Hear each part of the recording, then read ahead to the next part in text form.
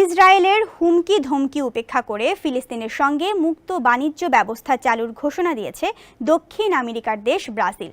এই ব্যাপারে একটি চুক্তিও করেছে দেশটি। চুক্তি সইয়ের পর এক সাক্ষাৎকারে ব্রাজিলের প্রশংসা করেছেন ফিলিস্তিনি কর্তৃপক্ষের প্রতিনিধি ইব্রাহিম আল জেবেন।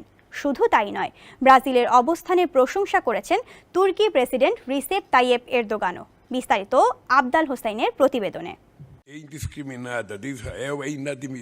ইসরায়েল সহ পশ্চিমাদের চোখ রাঙানি উপেক্ষা করে ফিলিস্তিনের সঙ্গে মুক্ত বাণিজ্য চালু করার ঘোষণা দিয়েছে ব্রাজিল। ইতোমধ্যে ফিলিস্তিনের পশ্চিম তীরে ক্ষমতাসীন সরকার বা ফিলিস্তিনি কর্তৃপক্ষের সঙ্গে এ সংক্রান্ত একটি চুক্তিও হয়েছে। এই তথ্য নিশ্চিত করেছে ব্রাজিলের পররাষ্ট্র মন্ত্রণালয়। এ খবর জানিয়েছে বার্তা সংস্থা রয়টার্স। স্যান্ডেলিনা সো, রূপচর্চায় আভিজাত্য। গত সোমবার দক্ষিণ আমেরিকাভুক্ত দেশগুলোর নিজেদের আঞ্চলিক অর্থনৈতিক ফোরাম মার্কোসুর ট্রেড ব্লকের সম্মেলন শুরু হয়। ব্রাজিলের পররাষ্ট্র মন্ত্রণালয়ের কর্মকর্তারা জানিয়েছেন, প্যারাগুয়ের অসুনসিয়ন শহরে চলমান এই সম্মেলনে উপস্থিত ছিলেন ফিলিস্তিনি কর্তৃপক্ষের প্রতিনিধি ইব্রাহিম আল জেবেন। সম্মেলনের অবসরে ইব্রাহিম আল জেবেনের সঙ্গে এই চুক্তি স্বাক্ষর করেন ব্রাজিলের প্রেসিডেন্ট লুলা দা সিলভা। চুক্তি স্বাক্ষরের পর এক সাক্ষাৎকারে ব্রাজিলের প্রশংসা করে ইব্রাহিম আল জেবেন বলেন, বর্তমানে ফিলিস্তিনের সঙ্গে ব্রাজিলের দ্বিপাক্ষিক বাণিজ্যের বাৎসরিক ভলিউম $3.20 কোটি। স্বাক্ষরিত চুক্তির বাস্তবায়ন শুরু হলে এই ভলিউম আরও বাড়বে। ফিলিস্তিনে শান্তি স্থাপনের জন্য এ চুক্তি খুব কার্যকর হবে।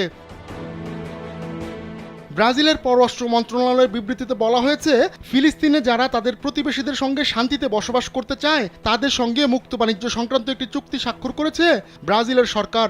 শিগগিরই সেই চুক্তি বাস্তবায়ন করা হবে।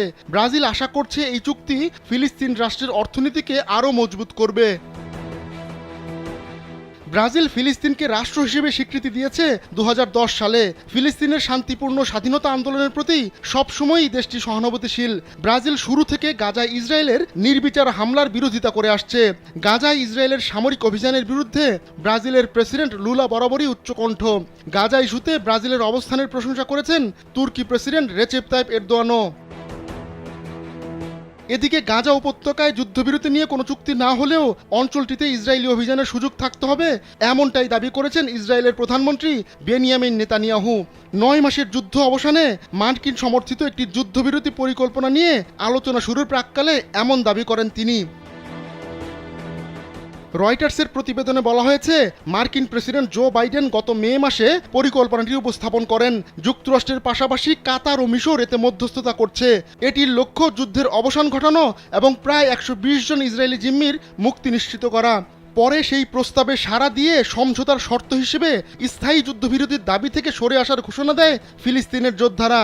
এর পরিবর্তে তারা 6 সপ্তাহ আলোচনার মাধ্যমে স্থায়ী যুদ্ধবিরতি কার্যকরের প্রস্তাব দেয়। আহমদুল্লাহ শিকদার, কালবেলা ডেস্ক।